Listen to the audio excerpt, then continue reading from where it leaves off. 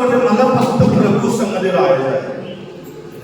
वाटते ना राहायची इच्छा असं विचार वाटते आपल्याला सर्वांना वाटलं फक्त आपल्याला परमेश्वरा संगती राहायचं आहे. नथिंग कॅन डिस्ट्रॅक्ट मी. आणि देवाच्या घरामध्ये आयुष्यभर वस्ती करत आहे. दुसरी कुठली गोष्ट आपल्याला विचलित करू नये. ओके, परमेश्वराच्या हाऊसमध्ये काय काय असतं?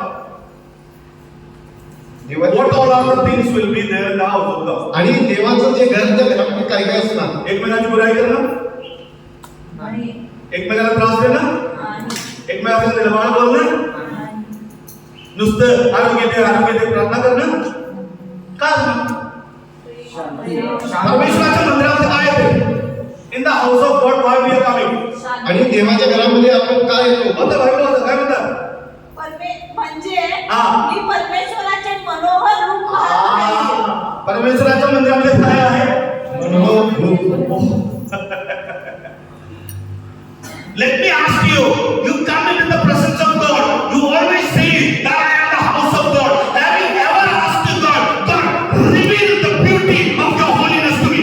आणि बघा, आपण देवाच्या मंदिरामध्ये येतो, त्याचं आपण आराधना वगैरे या सर्व गोष्टी करतोय आणि आपणच देवाच्या मंदिरामध्ये सांगतोय, परंतु आपण कधी इच्छा किंवा देवाला म्हटले काय, देवा तुझं मनोहर रूप मला बघू दे. So what is our intention of coming for the Lord? आणि देवाच्या घरामध्ये येण्याचा आपला उद्देश काय? आपली उद्देश काय? आपली not the David's उद्देश, आपली उद्देश. दाविदाचा उद्देश बघू नका, आपला उद्देश काय? मोठ्याने बोला सर्वजण, आपली उद्देश काय आहे?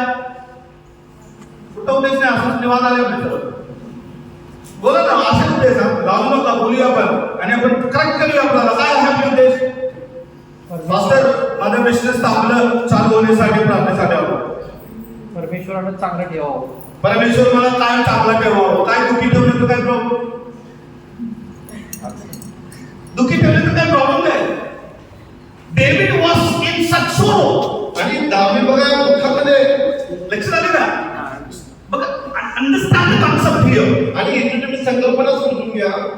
David understood God, if he is with me, I can live even in the sorrow with happiness. आणि मग दावीद म्हणाला की मी जर देवाच्या मंदिरात, देवाच्या घरामध्ये जर असलो, जरी मी दुःखी असलो तरी सुद्धा मी तिथं आनंदी असेल.